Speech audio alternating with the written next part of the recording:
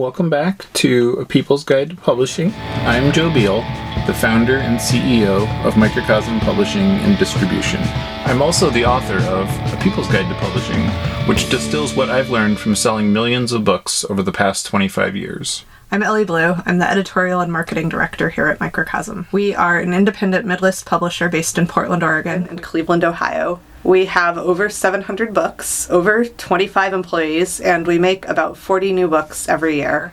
And we distribute thousands of titles from other publishers. We started this podcast so that we can share what we've learned with newer publishers so that you can learn from our mistakes. Or maybe you just want to understand the publishing industry. Everything I do really comes down to exactly three things. It's the value chain, systems thinking, and leverage.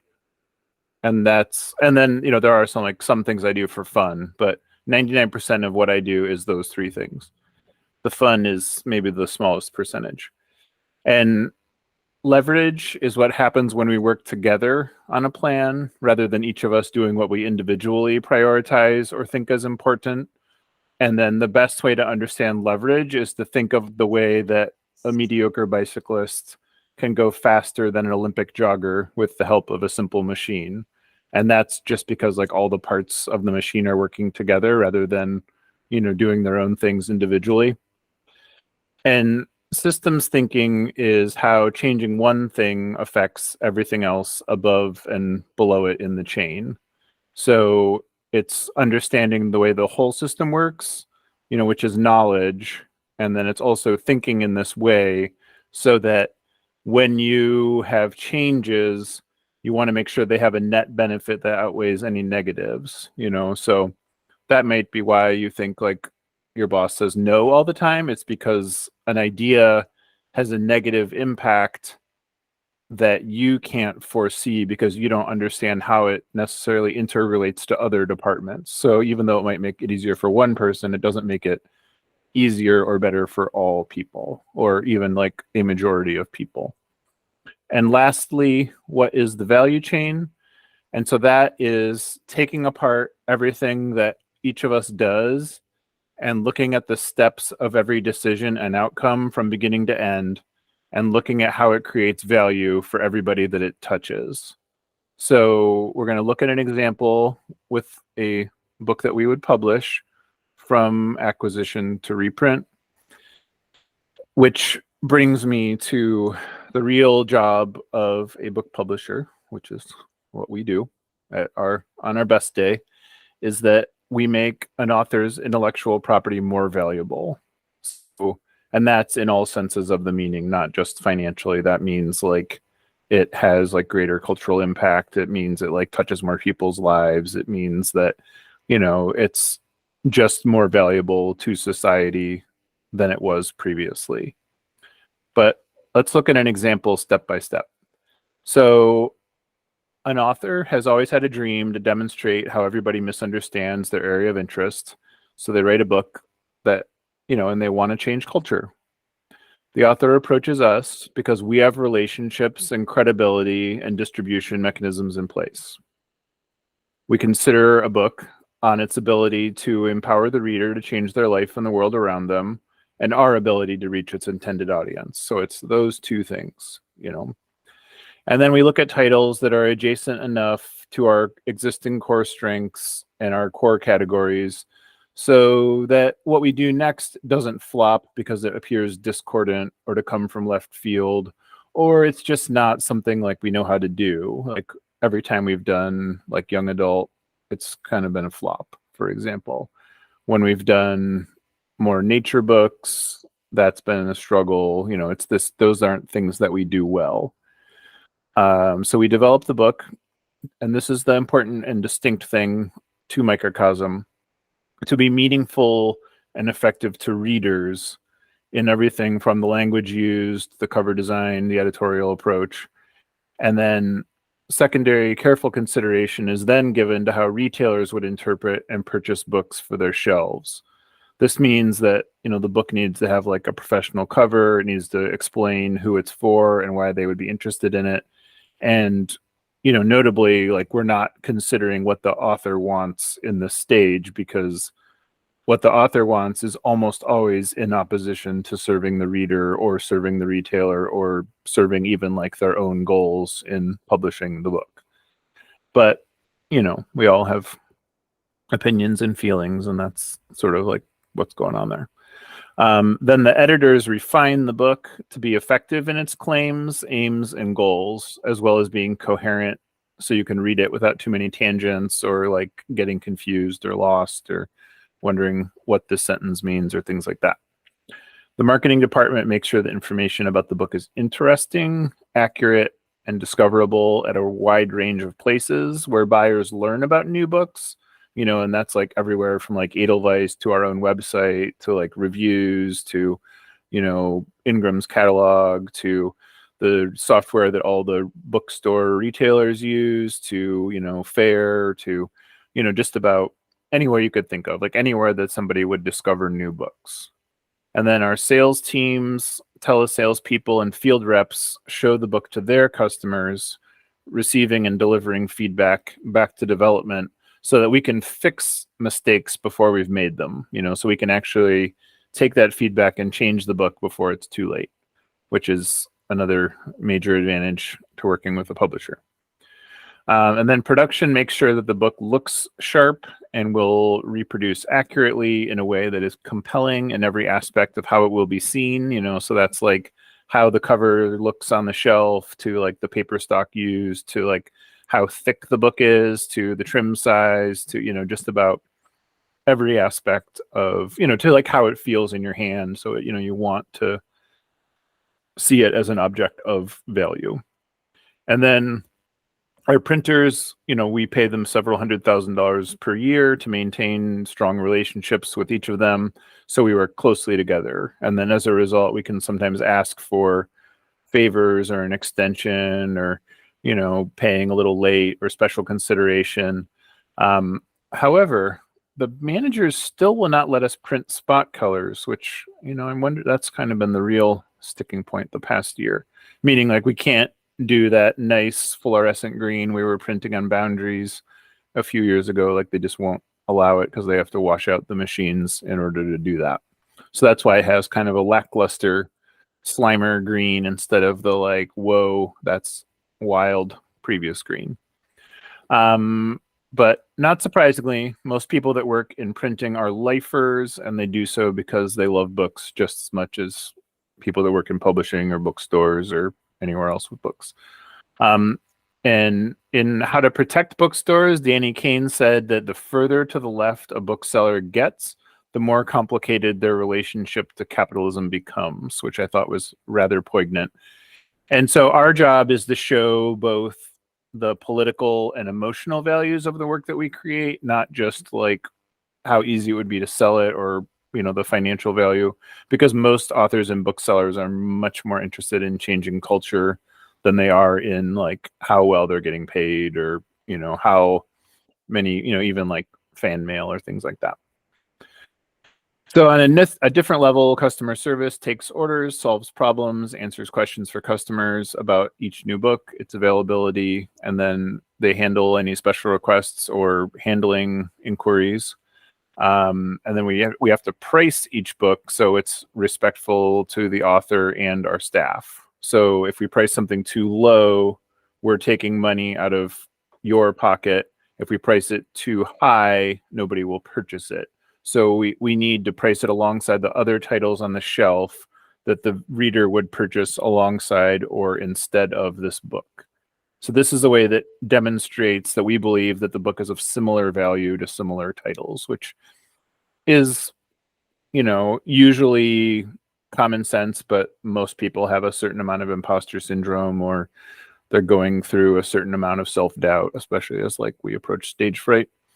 But it also means that we have to use similar production values, meaning that if all the other books are full color, our book should be full color too. If all the other books are 7 by 9 inches, our book should be 7 by 9 inches. And that, I used to really hate that because I thought it really like led to the just extreme,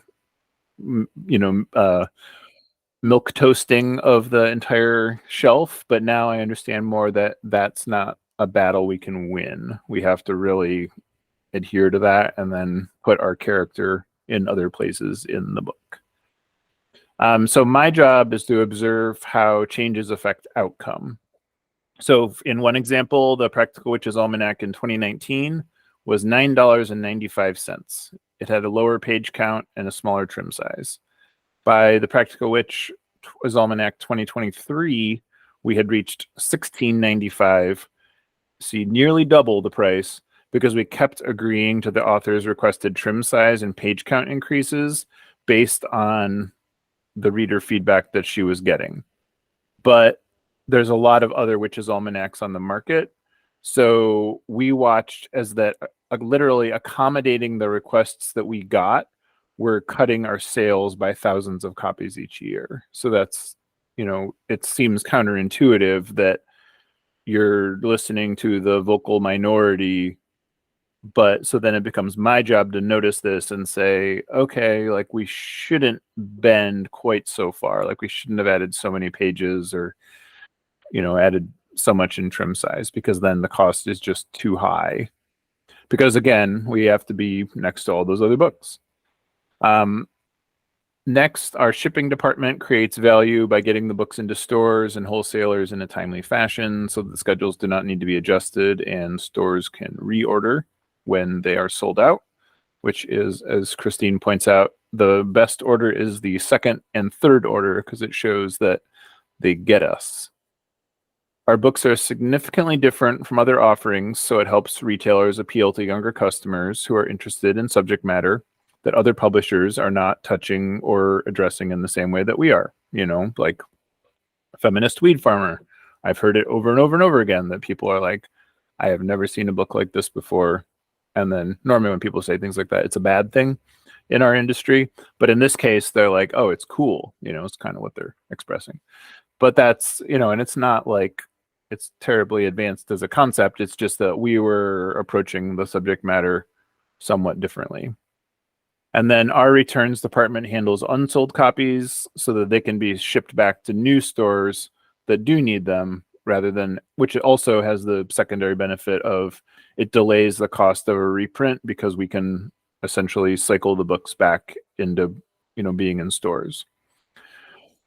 By prolifically producing significantly more works than your average independent publisher, we create more opportunities for our work to be discovered, meaning we make more things, they appear in more places, there's more of our titles on more shelves, so there's just a greater likelihood that new people discover us and are interested in something else that we will make. And I mean, we get this kind of fan mail all the time where they're like, I bought Unfuck Your Brain, usually that book, and then I found out about all this other stuff you do, and wow, that's really cool, and now I just order it directly from you rather than buying it from Amazon, which is exactly what we would want to have happen. And then when we keep costs down and support the sales of a title, everyone benefits up and down the value chain. So the printer gets the reprints, the stores get the biggest piece of the pie, the author gets significant royalty checks, the readers love the books and tell their friends about them. We can develop new projects with the increased cash flow.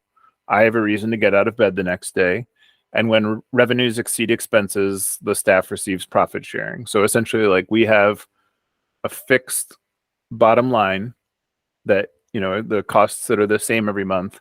And then so when revenues exceed a certain amount, then we begin building a nest egg towards profit sharing. So that's, that's showing how the value chain is aligned.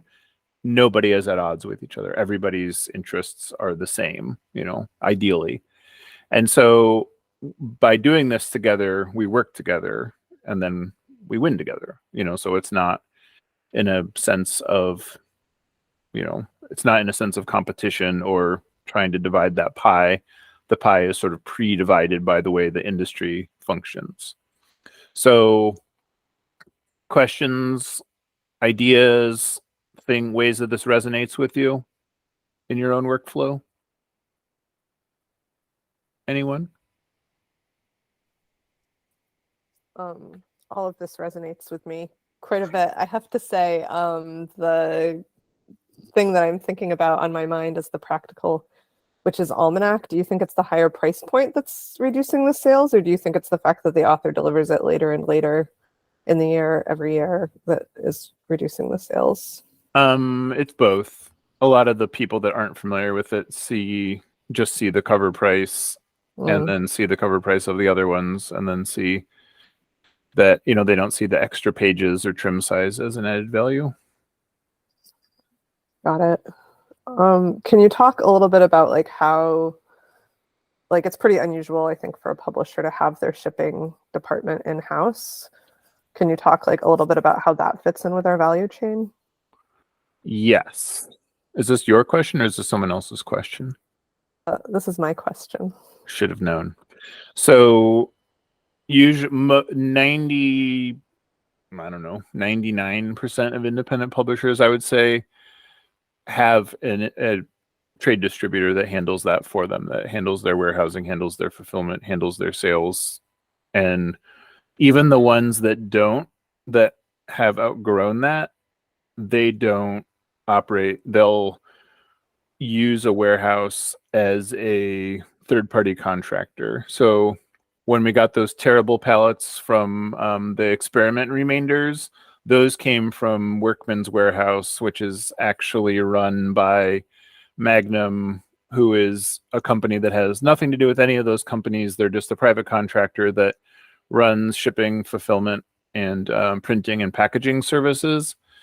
And as you can see, it's not through any love of books at that point. It's that they're running a business to make money, at a time when freight and trucking and all this warehouse staffing is really at a premium and there's a lot of understaffing issues.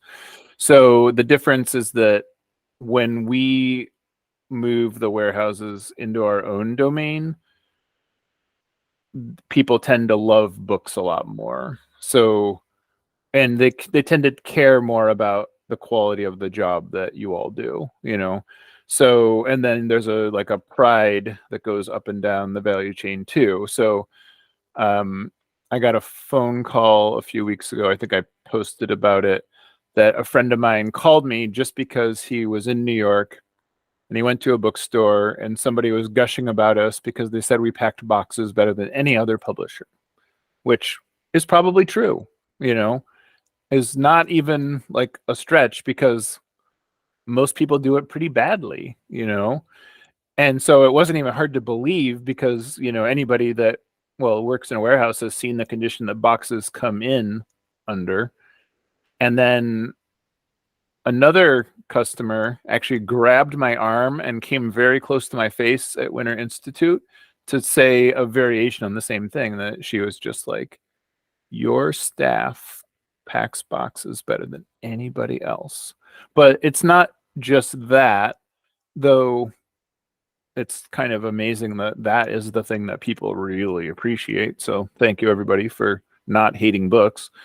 But it's the fact that we can put our own promotional material, we can put our own overstock, we can put our own, we just have a lot more flexibility and ability to turn on a dime because of that. And that's really the two benefits of this, is that, and we aren't prone to somebody else's labor shortage or somebody else's issues this way. We can have those things under our own control rather than have them dictated to us, which is part, it's just another, we suffered under that for many, many years where, when Ingram was behind, the shipping of our titles was behind, and similarly with, any distributor we had.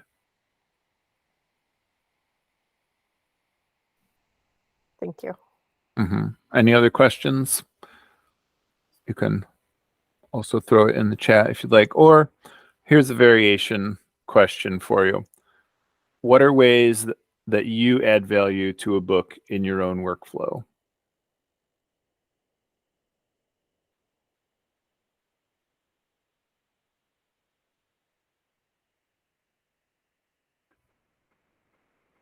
Okay.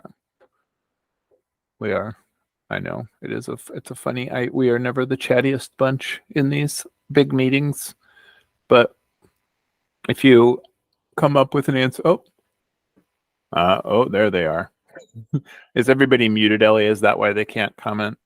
They can unmute themselves if they Okay. want. Do you want me to read the questions out loud? Yes, All because right.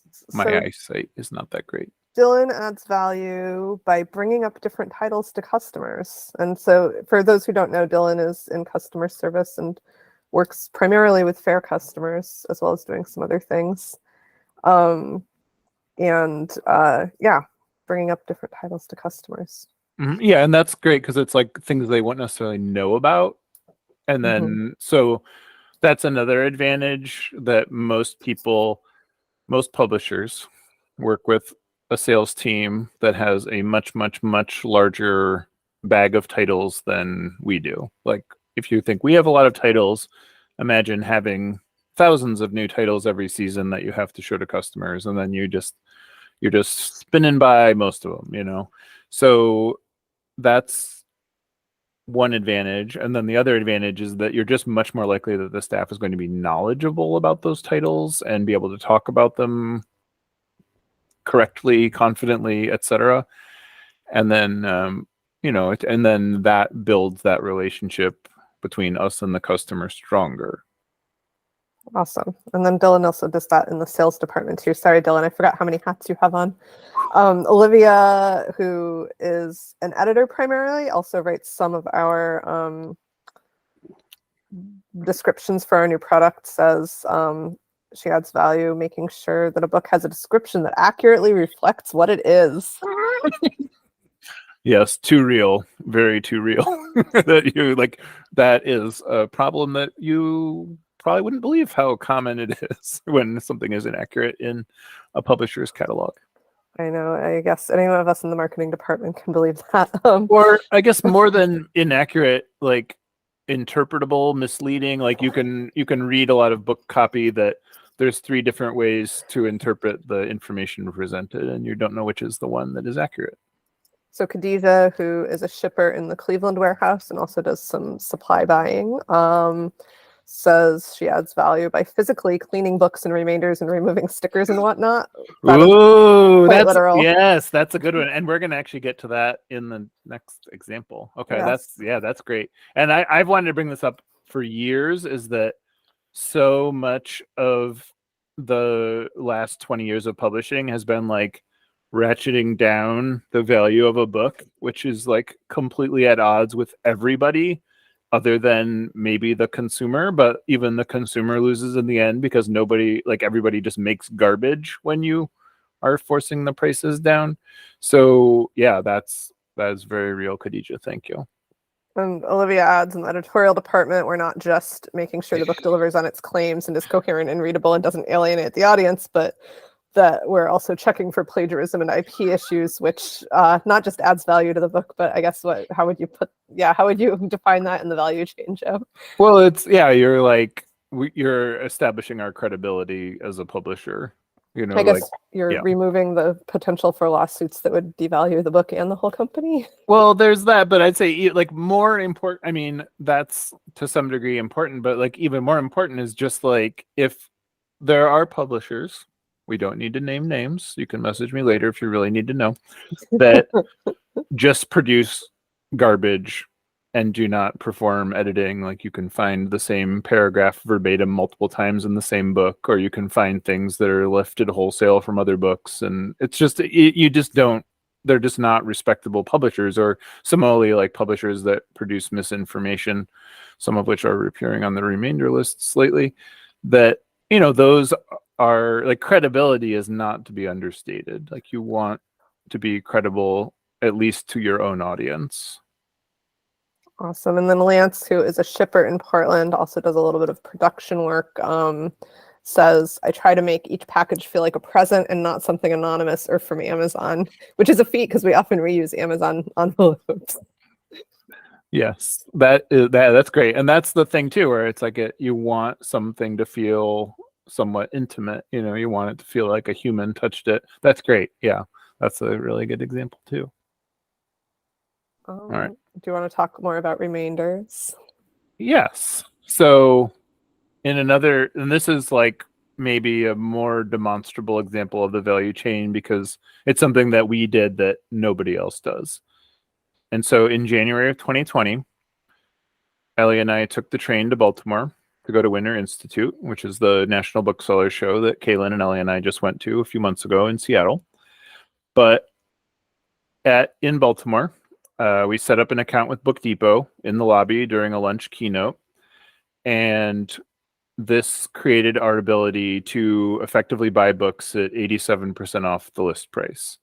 We'd worked with lots of similar remainder vendors for the past 20 years, but none have the volume or diversity that Book Depot does, as much as, there may be other things that we have misgivings about in how they package those books to us, but I digress. Joe, can you back up just a little? Because I don't know if everyone knows, like, really fully what remainders are. Like, what is Book Depot? What is the story with remainders? Right. So the important detail here is that when you buy our business is primarily as a wholesaler when we're selling books from other publishers. So that means we buy those books at usually 58% off the cover price, and that is considered a very good discount. And you might think the difference between 58% off and 87% off doesn't sound like that big of a difference. But when you get into percentages that high, usually we pay about a quarter to a fifth of what we pay when we buy a book from other vendors. So these are books that basically the publisher doesn't want to deal with. It's often either books that have flopped on the traditional market where they overprinted it. They had, like, their eyes were bigger than their stomach type situation, and they needed to get rid of the inventory because they were paying to store it, and it benefits them to sell it even at these incredibly small margins, which is basically like the printing price at that point. Or they are returns that they just don't want to deal with. So it's normally one of those two things. Or in some cases, it's like something that randomly ended up in the wrong place and, it got forwarded along. But so the important detail here is that we pay a quarter to a fifth of what we would usually pay per book. And that is the important detail. And so from Baltimore, we went to Las Vegas for Las Vegas Market. And after months of being ignored, we finally set up our account with Fair through a referral from another vendor in the same room that we went on to have a showroom in years later. And Fair had been ignoring us for a year or so at that point, but we were introduced to the rep, and then we had an account with Fair. And so after we went home, I carefully read Fair's terms of service to ensure that we could sell Book Depot's offerings on Fair, because it occurred to me that nobody else was doing this. So through connecting these dots, we could complete a new value chain. Book Depot wants to sell us books. Stores benefit from our curation strategies on Fair, meaning that we don't just sell and list any or all books. We list a specialized selection that suits certain types of customers and retailers. And then so they can use our curation for their stores rather than having to go through catalogs from, hundreds of publishers.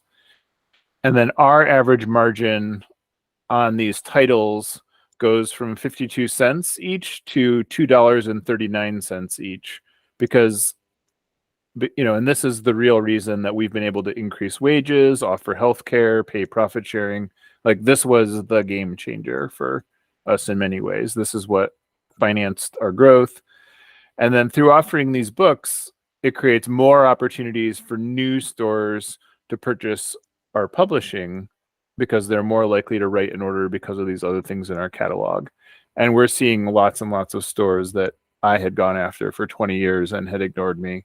And then now they just appeared on Fair and started writing orders. And it was like just so strange, that I was like, oh, this, and, so in that way, Fair was creating credibility for us. So, same thing as I had a lot of stores that came up to me at Market and said that you're like, oh, you're like a real publisher. You're at Market. I was like, well, we were always a real publisher, but thank you. But So that's an entirely new value chain. But then because that created so many new sales, we had to change our metrics. So we realized that selling books that retail for less than $9.95 doesn't cover the cost of the space in the warehouse, or the cost of labor, or the cost of data, or the cost of customer service. So selling them is just like keeping people busy. It doesn't actually build or grow anything. It's just like more work to do, and we all have plenty of work to do. So when we make any decision, we look at costs, we look at goals, and we look at consequences. So you want to look at the aftermath and how decisions don't shake out the way that you expected them to, and why. And the why is sometimes kind of ethereal, but that's the important part, is the like, why did this work out this way? How did we create credibility by being in some like weird tech platform? Like why are we able to sell so many more books? Why is nobody else doing that? And often it's just because nobody else will go there, And so I'm going to open up to more questions. Chiefly, what outcomes have surprised you in terms of things that have happened, decisions you've made, actions you've taken? What didn't play out the way you expected it to? Do you mean like in terms of the remainder fair value chain, or do you mean generally? Any things you've done, things you've seen, you've witnessed, like Microcosm do, things you've seen other departments do, anything. Can I start by asking you to kind of give an overview of what FAIR is? Because I think a lot of people don't work directly with it and might just not know what it is, or have heard the term. I apologize partially for explaining FAIR, because it is not. It's so most FAIR is a sales group with a built-in customer service fulfillment arm. So when most of our sales would come through a human being who would have a phone call or an email with a store, and the store would say, "Hi, I'm really stressed out, but I had an hour, so I made an order for you." And then you have to get back to them and say, "Okay, here are the ones that are reprinting right now. Like, do you want us to wait on that, or do you want to hold the order, or what do you want to do, or do you want to cancel them?" And a lot during the pandemic, a lot of stores who often will have not quite technophobic, but not technology embracing buyers and owners really had to get savvy with online discoverability platforms. And so FAIR is key in that it's a place to learn about new product lines. And books are very, very minor on FAIR. Most of FAIR is like jewelry or candle holders, or like, linens or clothing, or, like sarcastic rugs, or, most of all the solicitations I get from other companies on FAIR are something we would never, ever touch or like even consider selling. So, and I think that's part of why we do so well on there, is the combination of curation and having books, and like having cooler books. So we have an answer to your question, Joe. Thank you for that description. Kaylin says, one of the biggest surprises to me when I joined Microcosm is the success of our Kickstarters as a pre-sale campaign. Ooh, interesting. Right. Yeah, I know. We are we're treated like the discarded stepchild of the publishing industry whenever we talk about that. I think it's like partly it's like acknowledging that we need fundraising, and then partly it's the general, I don't know, misinformation about Kickstarter. Like whenever we would present to our former distributor and mention that like part of our marketing campaign was a Kickstarter, they would be like, "Oh, don't do that. That's owned by Amazon." Or they would say like, "Oh, false. Don't. Yeah, that's not even true." Or they would say like, "Oh, don't do that. Then the stores won't buy it." And you're like, "Well, no, this has never been a problem. I don't know. Like, it's two separate audiences, but they just don't. It's just not in the DNA to think like that or to do what we're doing." And but the thing that fascinates me about that is often that when we don't do a Kickstarter for a book, I'll be at an event and somebody will come up and be like, "Hey, how come I don't know about this book? When was the Kickstarter?" And, and you're just like, "Oh, I guess we should do more Kickstarters." But they're literally finding out about the books on Kickstarter. One of the recent sort of value chains. So the way I think about value chains is sort of like everything builds on, like everything needs to have multiple purposes. Like everything you do should do multiple things. And an innovation that Lydia, who used to be an editor and also run our Kickstarter program until last year, came up with is they came up with the idea of having like bundles of books on Kickstarter. So so whenever we run a Kickstarter project, like you're pre-ordering the book itself, but you could also buy discounted bundles, sort of like the super packs on our website, of other books that are similar. So it like helped discoverability in the backlist. It helps sell overstock. It does all of those things. And Lydia was like, why don't we just add super packs straight up that are like pre-built? So like, you could have a Kickstarter reward that wasn't like 4 individual books. It was like a bundle of 10 books for $2 each, like one of our discounted damages bundles. And then we would, if we didn't already have that in the system, we would add it in the system. And now once we have it in the system, we're also making it available for sale on the website. So that's like an example of, I guess, having something we created for the website also working on Kickstarter and vice versa, if that makes sense. And you're once again getting ahead of ourselves. Oh, no. Not surprisingly. If I know you. Always. Any other ideas, questions, examples, surprises, things that come to mind? Okay. Excellent.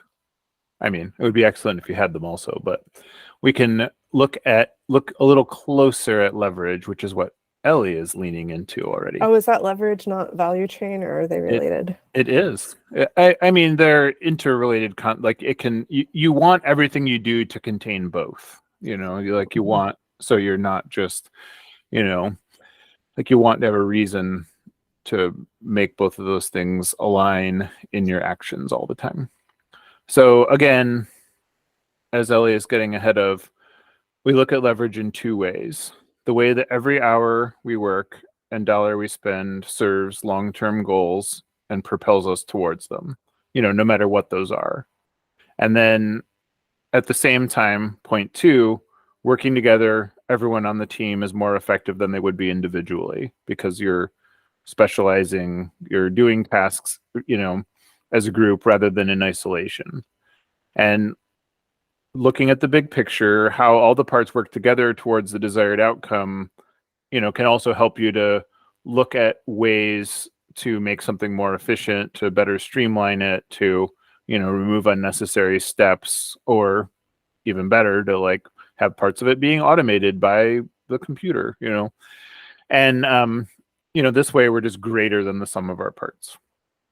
Through utilizing these 2 aspects so effectively in tandem these past few years, we have grown faster than 99.99% of other book publishers, while still being able to finance that growth through book sales. And again, that's like better margins, better, like we're better at estimating costs and reprints, I think, than most.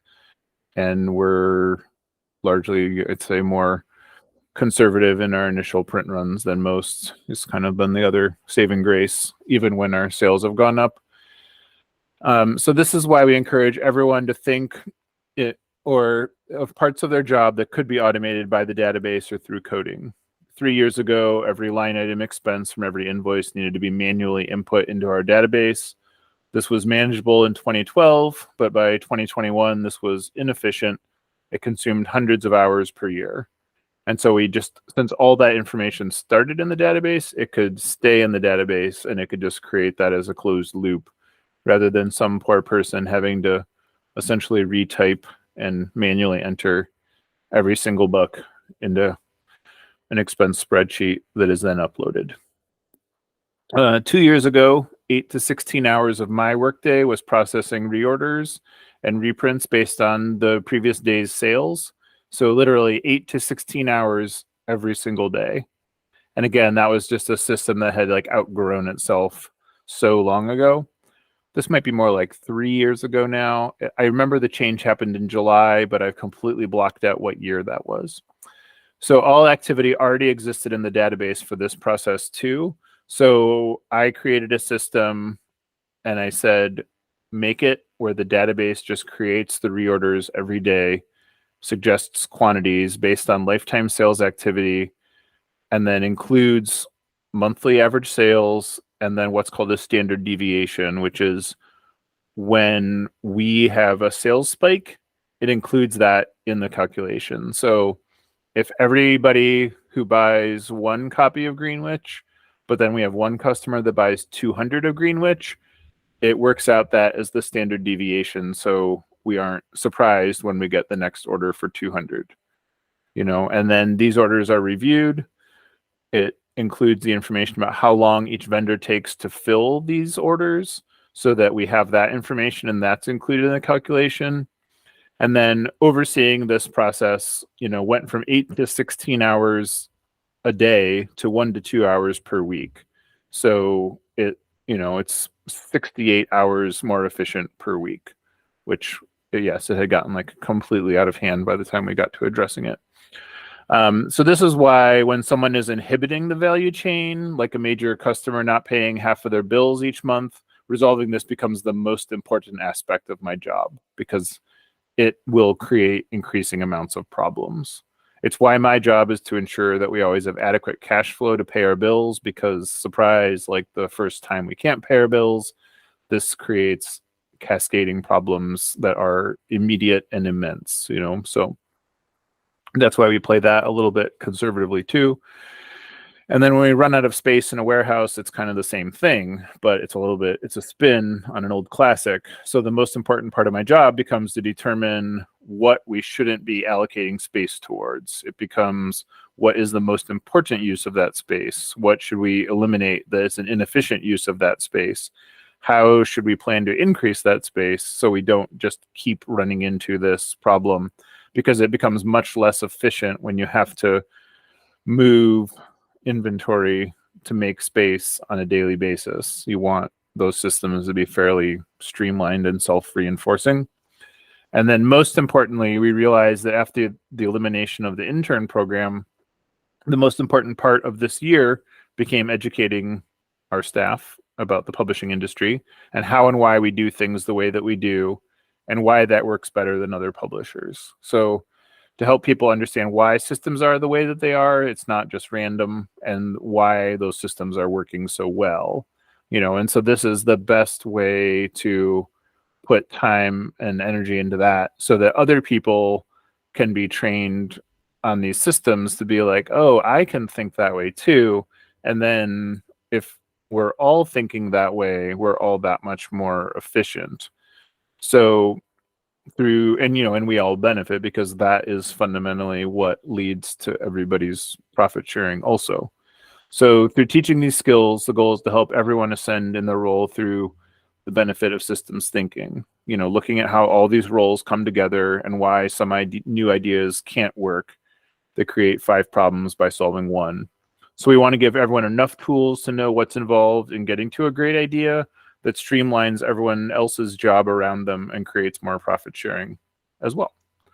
So do you find, it's question time again, spoiler alert, do you find yourself taking the same actions repeatedly? Are there repetitive or tedious aspects of your job that could be better handled by a database to free you up to do other things that, say, a computer couldn't do?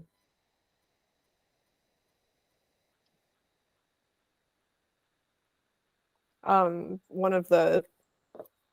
couple of the projects we have in the works, just for examples, is like the sales department currently manages all of their customer information in a giant spreadsheet, and we're working on adding that to admin so it can be automatic. And then also in the shipping department, I think having the pull list feature, so you can pull multiple orders at once, like literally saves you walking back and forth to the same shelf at a time.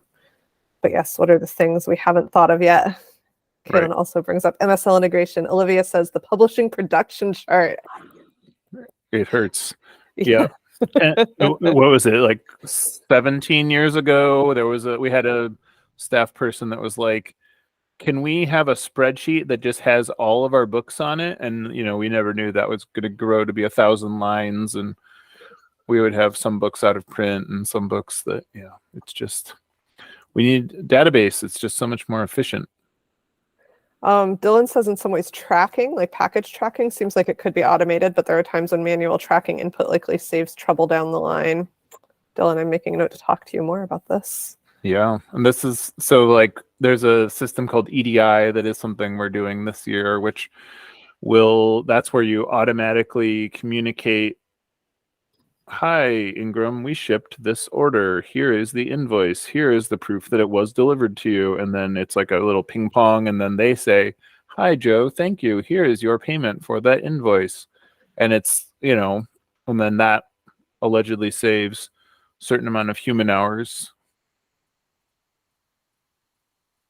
Anyone else? Is there anything you do in your day? Feel free to think about this and bring it up later with your manager or with me or with Joe. But if there's anything you do every day where you're like, do I really have to do this every day? What is the value of this? And it's not so much it's more thinking in that way rather than coming up with ideas right now. It's more about things that you're like, this is not actually anything but tedious. Yeah, we don't actually want you to be bored and have carpal tunnel syndrome. Right. And yeah, because there's again, no shortage of work to do. It's you should do the less tedious work. And or examples in your job of ways that teamwork creates greater leverage, for example, receiving titles that have pending orders waiting for them.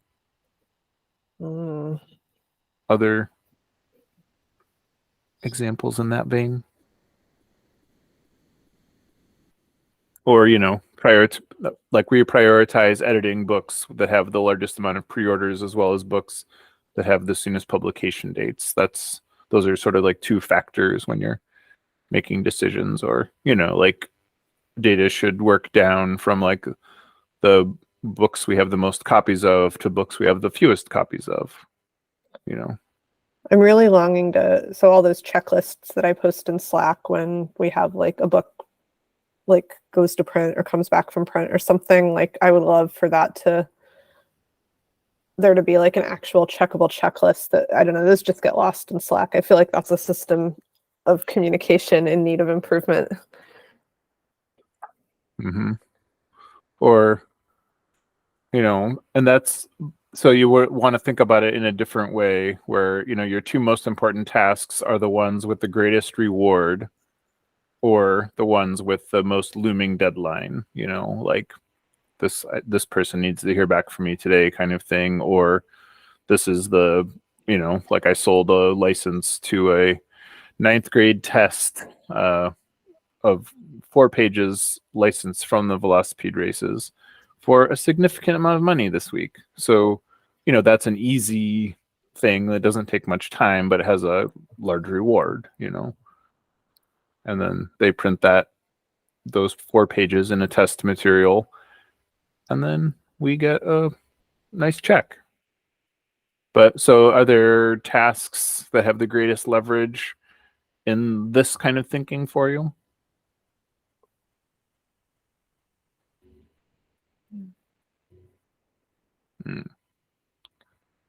And then my last focus discussion question is, by focusing on leverageable tasks, you make everybody more efficient.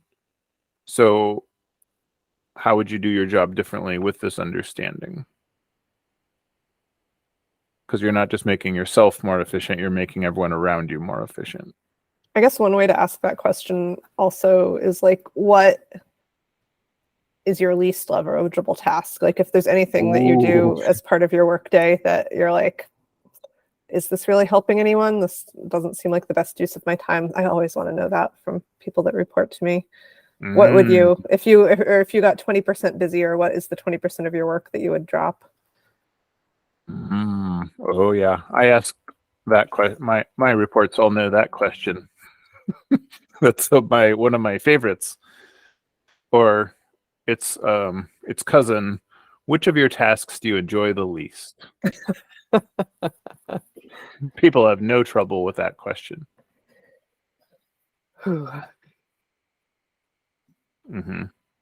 But Oh, Dylan says, see above, tracking input. right. Oh yeah, so that's a good one. I bet Fair could take an EDI delivery too. That's a good. Oh. Well, sorry, Nate. You're welcome, Dylan.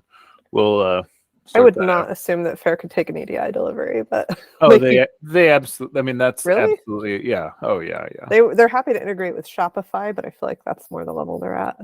Right, but this is something they would do. Okay. We would probably just have to deliver it in their format. Got it. Oh. But that's a good one too, because then it's like we would get paid faster, and all that kind of stuff. Mm-hmm. So it has like other advantages. Anyone else want to throw any aspect of your workload under the bus or open it up to discussion?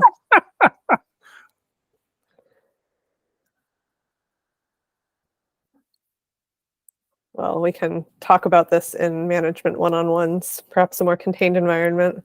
Mm-hmm. Mm-hmm. Yeah, and so it's like the thing that you do, maybe even if you dread it, it's like the thing that takes the least time but has the greatest benefit to everyone around you. Is like, and even if it just, maybe no, strike that word just. Even if the benefit is improving the morale of the people around you, that is a huge leverage, because it will help everybody to feel like you're part of their team. Yeah, like Lance's example with making packages feel like a special thing you're getting in the mail. But I meant more like your coworkers. Oh yeah, okay. Well, customers. But yes, the people paying their money and time for the books also, yes.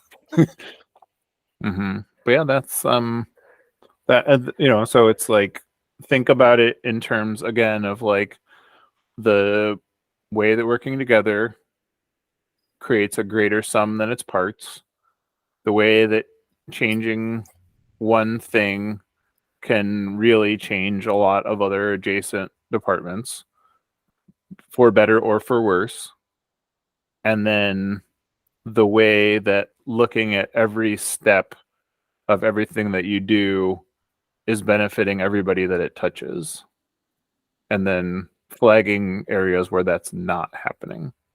And that's like executive skills 101, maybe even 201. Dylan says the shipping team communicates so well and notices so much when it comes to fare snafus, asking about remainder conditions and pricing discrepancies. I can go on. Yeah, that's a great example, right? Because it's like you're preventing trouble for Dylan later, and you're preventing trouble for the customer later, for something that nobody else can get eyeballs on. Yeah, our shipping department has some of the greatest leverage in the company. And it's not just that, it's that they're, and not to speak for you, but I would guess they're doing it in some part out of consideration for the people that it affects, rather than any other reason. Yay, shippers. Mm-hmm. But that's so that's been really a great example of teamwork. Whereas when I work with a shipping problem at, say, a different publisher, I can categorically tell you that the warehouse typically tells a half-truth or an untruth to the publisher, who communicates that back to me, and then I am in the position of having to explain that what was conveyed was not accurate. And then it's awkward for everybody. Whereas by having that in our own roof, everybody is like, you pack boxes better than any other publisher, which is like, I'll tell you, they don't say that about anybody else.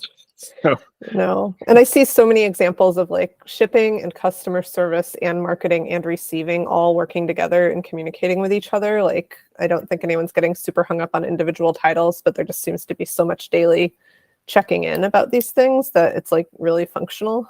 Yeah. And I do wonder if there are like, would be like, if it would be helpful to have like a little bit more formal systems for that. Maybe that's something for people in those departments to think about. Like, I mean, there's nothing wrong with having a Slack conversation with your colleague, but if you're doing it 8 times a day, I don't actually know how much you're doing it. As we grow, as you do it more, it might make sense to have some kind of like tracking system for book issues.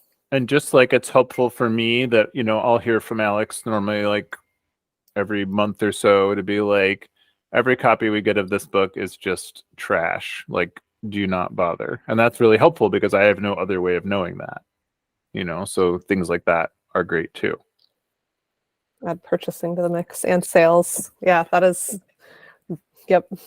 And sometimes that decision is overridden by another greater reason, but even if that doesn't change the habit, it's still good to have all the information for everybody, because you want people to be making decisions based on the information, not in isolation. Thanks for joining us once again. Please send your questions to podcast@microcosmpublishing.com so we can answer them on future episodes. And please give us 5 stars on iTunes and everywhere else that podcasts are reviewed. You can find us on the internet at microcosm.pub, on Twitter at Microcosm, on Facebook at Microcosm Publishing, on Instagram at Microcosm_pub, and here in Portland, Oregon on North Williams Avenue. Thank you so much. Have a wonderful week.